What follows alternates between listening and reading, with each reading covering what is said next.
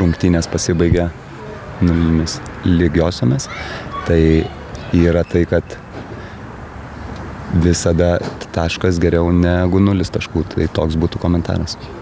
Šiandien atsarginis žaidėjas Soler liko ir Artūras Dalžnikovas ir Gratas Irgedas. Šiek tiek rotuojat futbolininkus, saugot jų sveikatą? Taip, kaip normalioj komandai, tai būna mikrotraumelių ir tas ir pas mumis yra, tai biškutį reikėjo kažkur pašviežinti, kažkur pakeisti, tai tokia ir buvo jų ta pozicija. Kaip manote, ko šiandien pritrūko, kad nepavyko pelnyti įvarčio?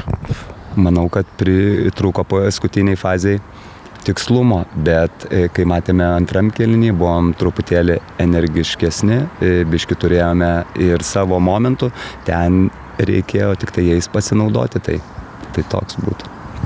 Panevėžio treneris minėjo, kad taškas prieš Kauno Žalgirį yra geras taškas. Kaip jūs vertinat šitą tašką? Ar tai iškovotas taškas, ar visgi 2 prarasti? Tai manau, šitie visi dalykai bus ar tai gerai, ar tai blogai pačiam gale ir tu pamatysi, ar tas taškas buvo geras, ar tas taškas blogas, bet taškas po taško tu vis tiek eini į priekį, ne atgal.